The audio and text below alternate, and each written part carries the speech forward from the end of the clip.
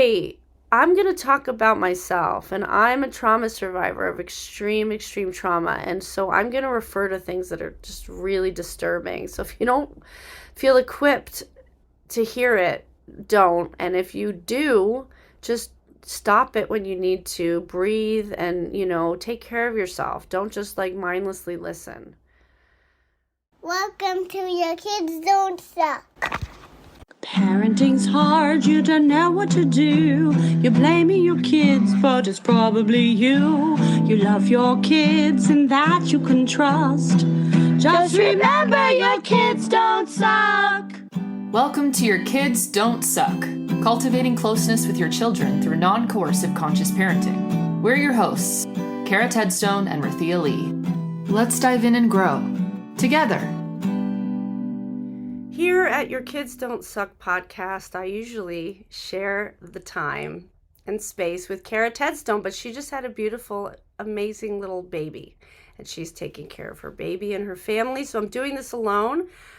I have no idea why I'm here. I don't know what I want to say, but I'm one of these people who's always ruminating and thinking about things, and I just want to get it out and say things, and I'm just for myself.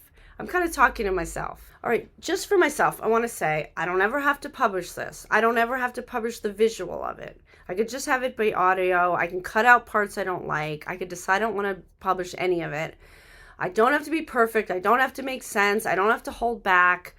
I don't have to censor myself. I can always just decide that, certain parts are not shareable, because also I'm a survivor of extreme trauma, and it's hard for me to figure out which parts of that to share. My story is very volatile and requires all these trigger warnings. That's just the life I lead. It's just the person I am. Okay, so Your Kids Don't Suck has been around for almost 3 years. We have done 3 seasons. We have been going crazy on this, and we've been making ourselves very vulnerable. And let me tell you why, because it's just true that about 99.999% of the human race doesn't think that children should have the same rights as adults. And even people who think that children should, in practice, are so conditioned that they can't actually allow an equal playing field of power with children. And so here we are on this podcast advocating to take down colonized patterns and structures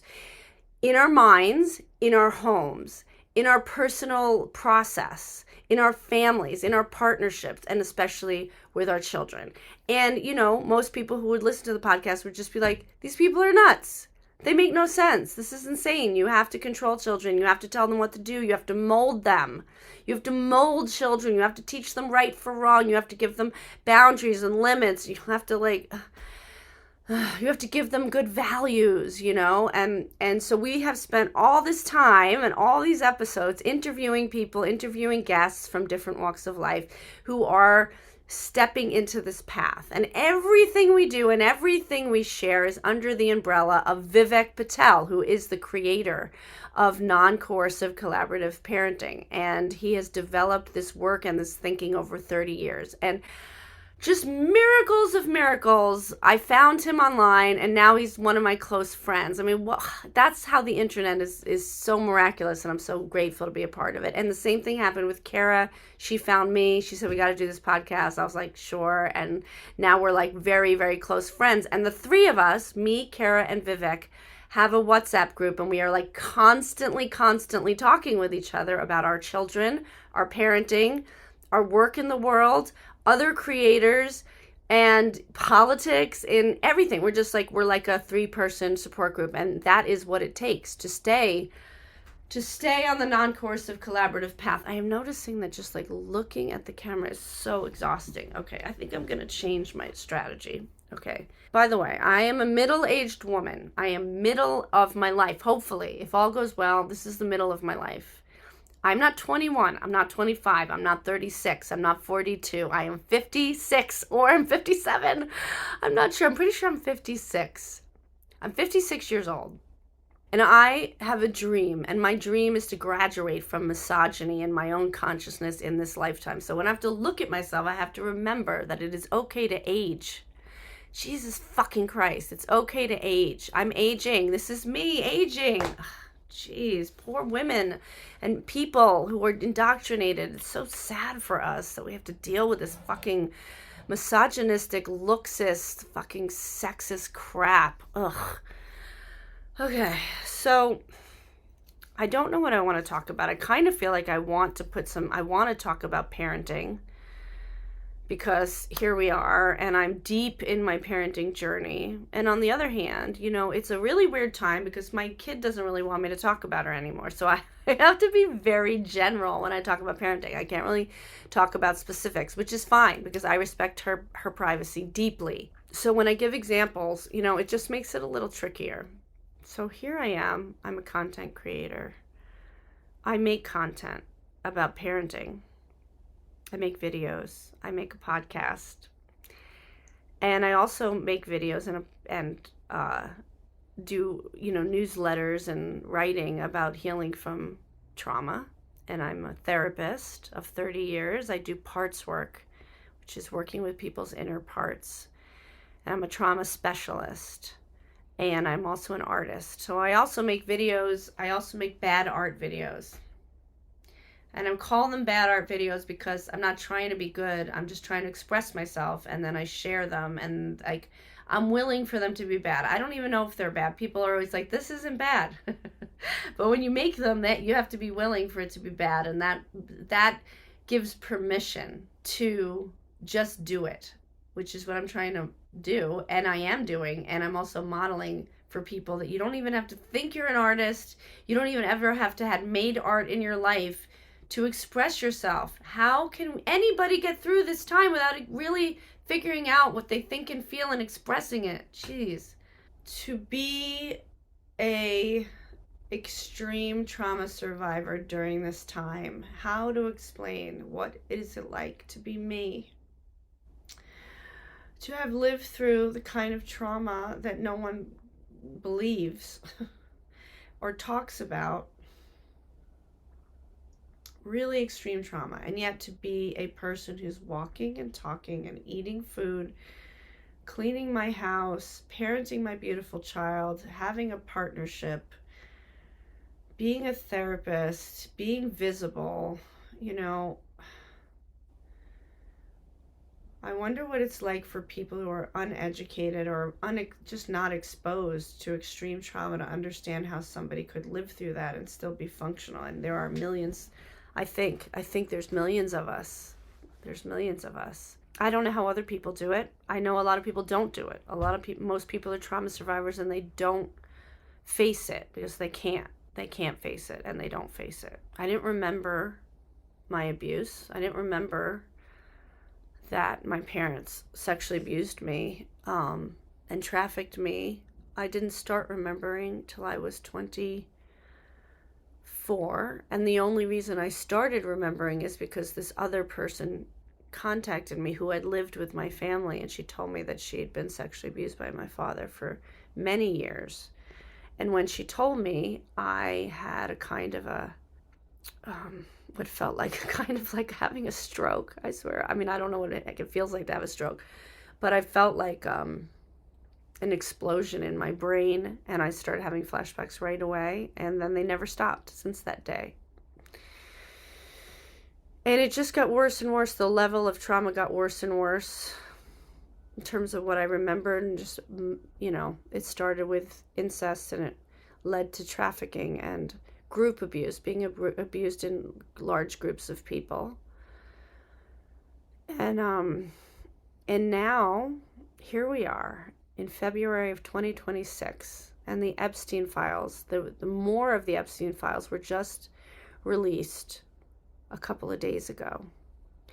And it's the kind of trauma that I have lived through. Part of me wants to be kind of a public person and talk about it publicly, about what it means to get abused in these systems of deep secrecy. It's basically cult abuse. What it means to have survived cult abuse and have it be buried your whole life. And, you can't talk about it because they brainwash you and they threaten you. Meanwhile, right, it's funny. I'm giving a content advisory. Meanwhile, the content of the Epstein files is everywhere for anybody to read and hear about, and it's fucking horrifying. It's just like horrifying. Like I'm very familiar with this kind of abuse because many of my friends have lived through it, and many of my clients. So it's like my life. It's in the zeitgeist of my consciousness. But most people, it's not. And then you tell them about it, they don't even believe you. If I could tell you how many people in my life have not believed me when I told them I was abused. And all I would say is, my father sexually abused me and they didn't believe me. And that's only like a tiny part of my trauma. There's so much more. Both my parents sexually abused me. And then they trafficked me to their friends. And I lived through that. And this precious, precious body and being, I am someone who actually lived through that. It's like, I can barely imagine how that's possible. And I'll tell you how it's possible. Okay, let me breathe. Oh, this is so weird. What am I talking? Okay, I'm just getting it out. No one ever has to hear it. I'm just doing it for myself. The way that I lived through this trauma and went on to live is by repressing what it was happening to me and creating parts. So we can do that. We can, as children, something happens and then you cut it off from your consciousness and you store it somewhere. You create a new part that doesn't remember the abuse, and you can create thousands and thousands of parts that don't know about the abuse. And parts that, you go to school and you do your homework and you have friends and you act normal, and those parts don't know or have no idea about the trauma. And then the trauma parts come out when it's time to get horrifically abused. They come out and they all have all these skills and ways of coping with the abuse. For example, I've come to remember how I would get through the different kinds of trauma, and actually being sexually abused by my parents was better than when I would get abused by strangers, because with my parents, I could tune into their humanity and try to find their inner child parts and just really connect with their brokenness, because I knew where to find it. And I could find the parts of them that were really sad and broken and connect with it. And that's how I would get through the trauma. But when it was strangers, I couldn't find their humanity. It was really much more difficult. Because I didn't know them, so I didn't have the skills to do that. That's so sad. It's much more terrifying, and that seems weird because you'd think that being violated by the people you trust the most would be the worst, but I don't know, that's just how I remember it.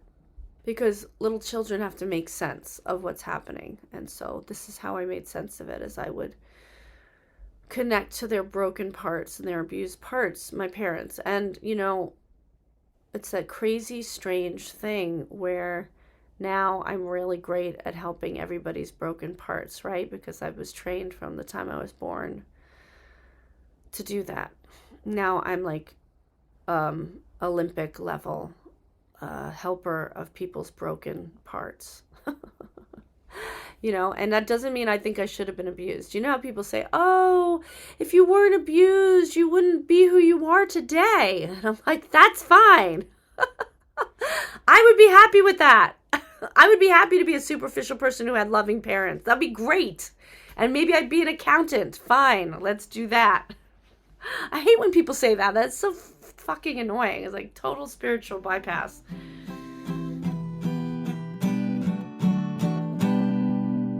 So I feel really mixed about this whole Epstein file thing. Like, okay, on one level, it's validating. Like, there it is. That's our president's involved. All these celebrities are involved. All these government officials are involved. I'm not surprised at all. This is not even the slightest bit surprising to me. It's just like, like anyone who's lived through this kind of abuse is just like, yeah, I knew it. I mean, we all knew it. It's right in front of us. It's not hiding. It's right there. It's just that when I think about Sean Combs, Diddy, like, all that stuff, it's called ritual abuse. All that cult abuse came out about him and his parties and all the famous people. And then it all got buried. And then it went to court. And then he's only going to get like 5 to 7 years. And all these other charges got dropped because that's how the system works. So do I think now that this is all coming out, like all this Epstein trafficking stuff is coming out, that any justice is going to be served? No, I don't. But a friend of mine, a good friend of mine, who is a filmmaker, said that this is the first time in history, ever in human history, that this level of, extreme cult trauma is being revealed on a mass consciousness level, and that is amazing and good. I'm not there yet. And I'm torn about my role in this moment. It's like being a content creator during impossible times. It's impossible.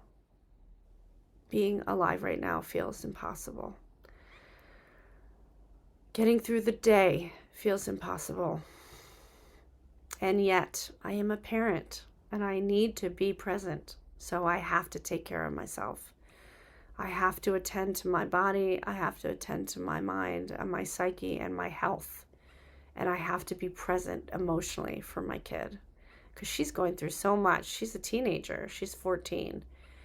She's waking up politically, which is so beautiful. Oh my God, so beautiful to see. I never said to her, like, we can't shop in these certain shops because of what's happening politically. I didn't put that on her. She came to me and said, look, we can't shop in any of these places anymore. I was like, you got it. I'm on right with you on that. Because I don't try to mold my daughter. I live my values. I share with her deeply about who I am. I pay attention to who she is. I guide her in places where she already is, but I don't try to stuff my values into her. I don't lecture her. I don't criticize her choices. When I feel like criticizing her choices, I get help. When I'm judging her, I get help. Of course I judge her. That's normal. But I don't ever put that on her, or when I do, I apologize and I look at where that's coming from. That's what all of our podcasts are about. There is a huge community of people that are forming, that are parents who want to decolonize their parenting and their family structures. And they are finding each other. They're finding me and Cara and Vivek and many, many other people. And they're doing it. They're doing the work. The work is inner work. It's not just changing our behaviors with our children. It's not just dismantling power structures of all kinds, oppression of all kinds. Yes, it takes that, but it's also a constant, rigorous self-examination of our own triggers that come from our own trauma. And I guess that circles back to why I'm here. I want to help people. I want everything I've lived through to come to serve a purpose. I was very unfortunately educated through the experience of living through it, and I want all the work I've done on it to help other people, especially the next generations of people who have unfortunately lived through severe extreme trauma, cult abuse. I want to be someone that people can look at and say, like, wow, you can survive this, you can work on it, you can get the proper help to be intact. I hate to admit that I'm intact, but I guess I'm intact. Because, sometimes I go into these memories, these very, very, very violent memories, and I just have no idea how I could possibly have lived through it. I just really don't get it. I just don't get it. And the only explanation is the strength of my soul. I get the sense I've been on this journey for many, many, many, many, many, many lifetimes. And I somehow in this life was able to escape my situation and become a voice for other people. And I feel so grateful for that. And so I'm really torn about what my role is and my job is here. I think about it and I work on it a lot because I don't want to be a helper because I'm fawning and I'm a caretaker, I don't want to be a helper because I'm trying to correct something from my past. I want to be a helper because it's in alignment and it feels good and it gives me energy. And I want to feel safe. I want to feel safe being a helper. I can't really watch much parenting content on social media because it's so violent. I really experience most of the advice that people give about children to be very violent. And it's like, then you get thousands of people going, yeah, right on, like punish your kid for that. Like that is not okay. Ugh. So sick of it. It's so boring. So kind of demoralizing to see that it's still mainstream consciousness that you should shame children. My daughter, she said something in the car this morning about how annoying I am. Oh, she said something yesterday about how when I'm triggered, it's really hard to be around me. And I just thought to myself, thank God that she can tell me that. Thank God that she can tell me that. And then I said, okay, I really understand. I really am triggered right now. Could you just give me empathy for like 2 seconds, and then I will try to get my shit together. And she said, okay, I have empathy for you. I was like, thank you. I said, I'm just really triggered right now. And then she said, well, could you just try to be less agitated? And I said, okay. And then she said, you know what? I'm going to put on some music for you. And she put on Billy Joel, and we sang Billy Joel. And by the time we finished singing a bunch of songs, I was in a much better place. That little tiny interaction where she tells me how unpleasant it is to be around my triggered self, and then I ask for a little empathy, which is very unusual. I don't usually ask for that. And then we find a way to get regulated together. That's after years and years and years and years and years of work. I don't, most parents, if she says, you're so annoying right now, I don't want to be around you. If a kid says that to a parent, the parent goes like, that is not okay. Do not talk to me that way. I don't talk to you that way. La, la, la, You just get the lecture and the shaming, and the whole thing gets shut down. And the connection is lost. And then there's thousands of those moments. I see it all around me constantly with people I know and people I see and people in the world that I see with their kids. Oh my God, it's just heartbreaking. There was this kid, and he was asking his mom a lot of questions, and she was like, stop asking questions. I've had enough. I can't keep answering your questions. She was so mad. And I know that you probably feel bad for her when I say that, because most people just end up siding with the parents, because that's what people do. But she needs to take her trigger about him asking questions to therapy or however she gets her support, and look at why that's so triggering for her, because it's perfectly normal for kids to ask tons of questions. And we don't need to talk to children that way. Their needs are annoying, their personalities are annoying. Their very essence is annoying. That's not okay. It's not okay to treat children that way.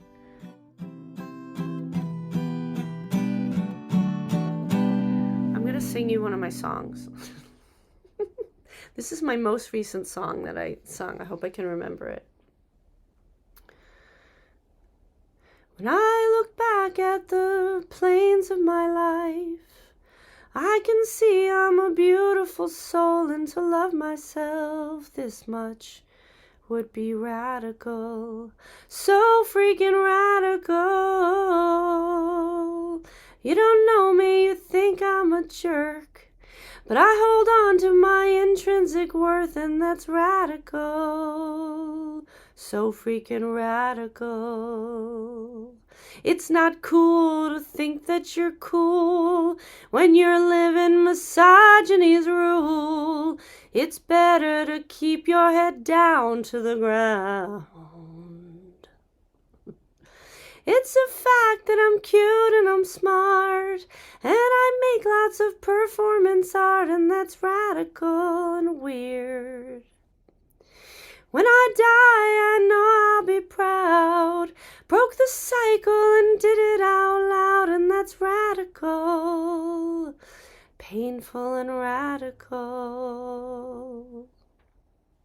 It's obscene to follow your dream and live as a powerful queen. When I do it, I rage against the machine. Hey, ho, ho, hey, ho, ho, oh, oh. I work hard to know I'm not alone. In a world that's cruel to the bone, it's relentlessly, endlessly anti-radical. Where's my people? I need you so much. Need your eyes and your soft, loving touch. Your love is something I trust. It's radical. Your love is radical. Love is radical. When I look back at the plains of my life, someone just knocked on my ceiling, so they're telling me I'm too loud. And I think that's a perfect metaphor for my life. I've been having more conflict in my life now, and it's because I'm stopping being small and fawning and caretaking everybody. I'm speaking up and I'm pushing back, and that doesn't always look so pretty and neat and sweet and close. Sometimes it looks like friction and conflict and pain and triggers, and I don't blame people. I work really hard not to blame people. I don't take my shit out on people, but I find the way to speak up, and that is an art, especially as someone raised female. It's intense and challenging to be a conscious person, politically, personally, professionally. It takes so much courage.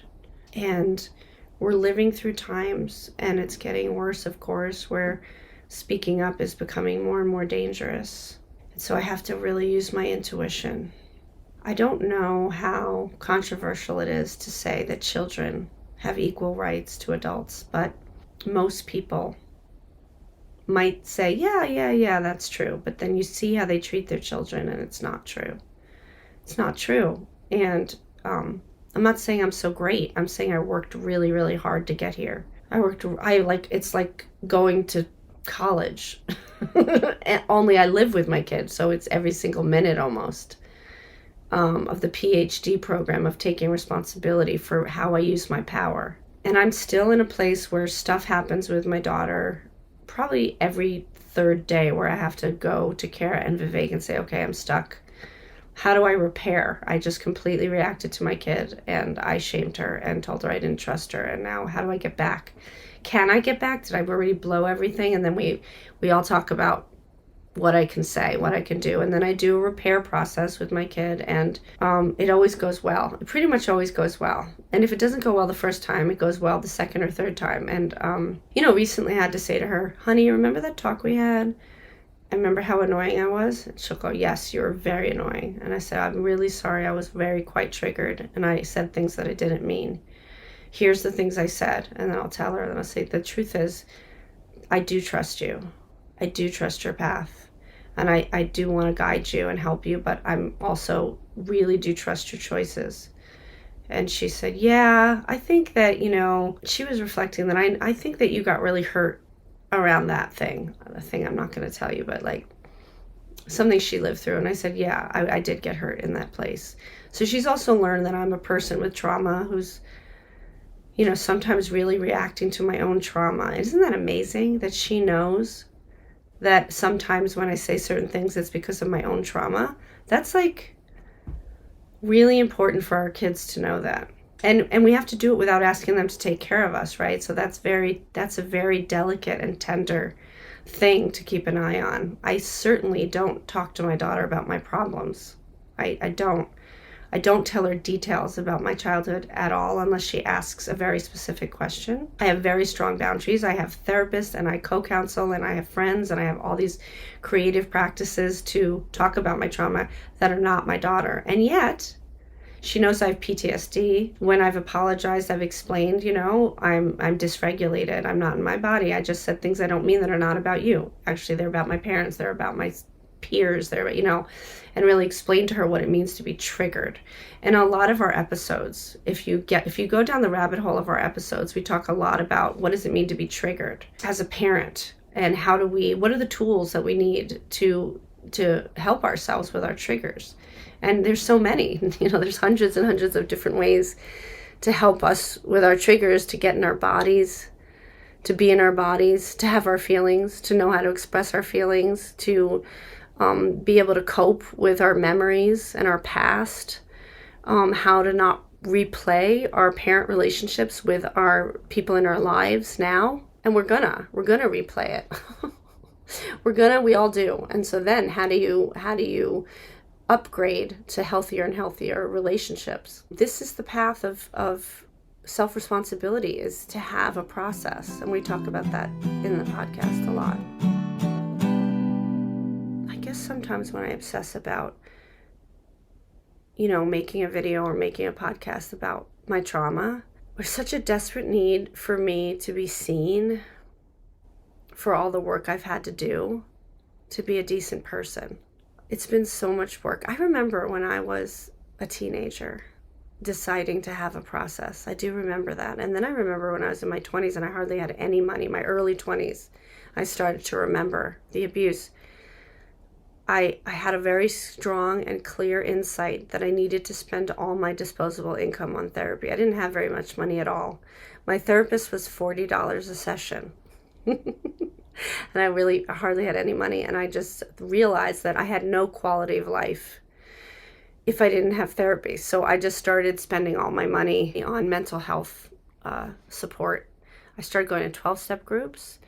I started going to survivor support groups. I used dance and writing and all the creative arts, all the expressive arts to talk about my abuse and my trauma. I mean, I was like obsessed, like truly, truly obsessed.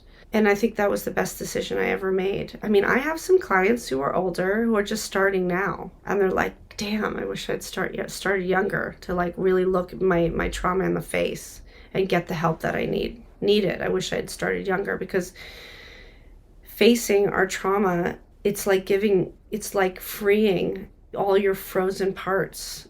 It's like freeing your true self. It's like going back and all of your parts are like hidden underground. I don't know what image you want to use, but they're all frozen in time, and you go back and you unfreeze them. And when you unfreeze them, you also unfortunately have to remember how painful it was, and all the beliefs and all the programming and all the pain and all the dissociation and all the fracturing that happened. But you become more and more and more present and more able to experience joy and closeness and freedom and nature and expansion and peace. And you're alive. You become fully alive. Yeah, I actually have a bunch of new memories that have been coming up, and I've been feeling absolutely unable to cope with them. I feel that I can't remember anything more. I'm like, okay, no more, I can't remember anymore.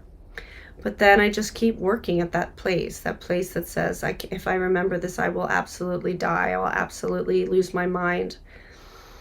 And I stay right there. I stay at the place like, I can't do it. I can't do it. I had my partner holding me the other night, and I just kept saying, I can't do it. I can't do it. Crying. I can't go. I can't remember more things. I can't remember more things. Please don't make me. I can't do it. And I just hung out there for a while, and he held me. He's so good and kind and loving. I'm so lucky. And I will probably have to remember those things if I want to be even more here in my life and in my body. I know it's worth it. I've done it 1,000 million times. I've done it 1,000,000 times. I have so much trauma that sometimes all I can process is like a 2-minute interval. Sometimes I have a memory that I've always remembered, and I have to keep remembering it because there's another level to the memory that I have to remember.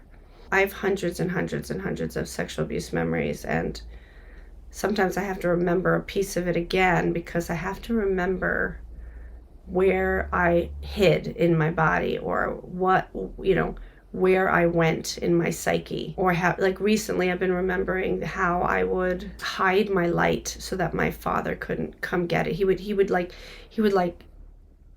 come into my energy body and physical body and try to take my light, and I'd have to figure out how to hide those pieces of myself where he couldn't find them, and how hard that was, and how scary that was, and how I somehow did it. I somehow managed to hide enough of myself away that he couldn't get to it. People don't understand that this kind of stuff really does happen. It's real. It's very real. And repressed memories are very real, and they're very common. They're very normal and common. There's people who don't even have extreme trauma that have repressed memories. There's people who have huge chunks of their childhood that they don't remember, and that's because of trauma. And they don't think they're trauma survivors, but they can't remember like 5 years of their lives. Well, that means that there's trauma. But repressing memories is very, very common. And that's what's so absurd about how people like that, the false memory syndrome organization. That's what's so crazy about that organization is nobody wants to remember this stuff. Nobody wants to make this stuff up. It's the worst. You spend your whole life actually trying not to remember and try to push it away. There's no way you would just make it up for good, just for fun. Like there's just, and then why would you do it and then lose all these key people in your life? Like, especially if it's your family. Like nobody wants to do that. That's not real. People don't make it up. I mean, sure, you can like explore it enough to get the details. Maybe you won't know who, a lot of people don't even know who, I work with people who don't even know who the perpetrator was. They have all these memories and they're like, I don't know who it was. I don't know who it was. And their bodies and their parts are not ready to tell them, So sometimes it just really takes time for the truth to be revealed, and your system has to be ready, and you have to have the right support, or hopefully you have the right support. That's what you need in order to remember, And there's just so little in our society. There's so little set up for people like me to get the help that they need. And we know that the current administration is destroying all those resources right now, just shutting it all down. It's just sick. It's so sick. It's so horrific. And I'll just say the obvious, that for me, watching this administration is like really much like just watching my family. It's just so similar. Trump is so much like my dad. Oh my God. So similar. It's revolting. It's revolting, including the fact that no one gives a shit about what he did. I mean, some people do, but a huge portion of this country doesn't care. They just don't care. They're so brainwashed that they don't care what he does to children and women. It's so familiar to me. It's so familiar to me. It's just the whole entire world that I grew up in. Just like this. It was just like this. But luckily, I have people in my life now who are awake. I have found them. I found my people. I really did. I found my people. It's possible. I have a whole family now, a family of choice I've had for 30 years. I raised my daughter with a family of choice, and we are all healing, and our kids are really close, and it's amazing. And I have a partner who's awake, and I have deep, close friendships of people who are doing their work and fighting the system all over the place. And now I have all these internet friends and, other creators and all these people who write me all the time. I get notes every day. I feel so lucky. I feel so blessed. I almost feel like I'm in the best part of the parenting journey right now. It's really joyful. It's really wonderful to watch my kid come more and more into herself, whatever that means. I mean, she was always herself, but I guess she's individuating, and the person that she is so, I feel so proud of her. She's an amazing human being. I deeply respect her. She has deep morals. She has deep integrity. She is very outspoken. She is very strong. She's very honest. She's an incredibly honest person, and she's powerfully authentic, and she loves people. She's all these friends. Her life is a deep social experiment. And wow, she's really engaged. She's super engaged in her life. That's what I would have always wanted. And I'm at that time where I have a lot of freedom because she's busy. I mean, I actually love being with her, but I also have a lot of freedom and a lot of time now to do things that I want. And it seemed like that was never going to happen. When you're in it, when your kids are small, oh my God, you just feel like I'm never going to have any space again ever for the rest of my life. And by the time I do, myself will be gone, But no, they grow up, and I'm enjoying it. I'm really, really enjoying it. And I'm feeling the fruits of the choices I made. I'm feeling the fruits of the choice I made to raise her non-coercively and collaboratively. We are in deep, ongoing, constant collaboration. And so is Will. And so is Patrick, her dad. Yeah, we have a really beautiful family. We hang out as a family, and it's really good. And the things that are hard about parenting is my memories. That's the hardest part.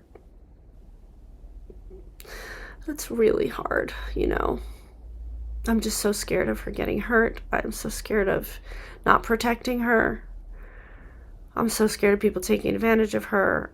You know, it plagues me, you know, because I live through it. It plagues me.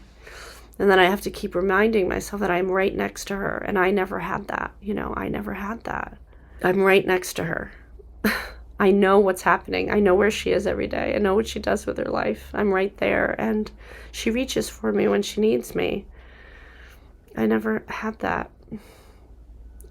Those people were the people who were hurting me. It's just a completely different paradigm. It's a completely different universe that my daughter's in, where she's loved and cherished and protected. I don't even know about that. I never had that. So it's easy for me to assume that she's unsafe, and then I have to keep remembering the thousands of tools that she has that I was not given. That I was raised in a cult, and I didn't learn anything. There's so many things I didn't learn. I didn't know about oppression. I didn't know abuse was even a word. I didn't even know about racism. I didn't know about sexism. I didn't know about homophobia. I didn't even know about gay people. I didn't know anything. I came out, I was like 21 when I met my friend Naomi, and she just started educating me and giving me all these books to read, and I just started reading all the Audre Lorde books, Alice Walker, and a lot of books, and just waking up to oppression. I'm so grateful that I found the right people for me pretty young in my life. So I want to be a resource. I want to be a resource for people, and I also want to feel safe, and I just don't know what that's going to look like. If I ever publish this, thank you so much for listening. I hope it was helpful in some way. This has been Your Kids Don't Suck.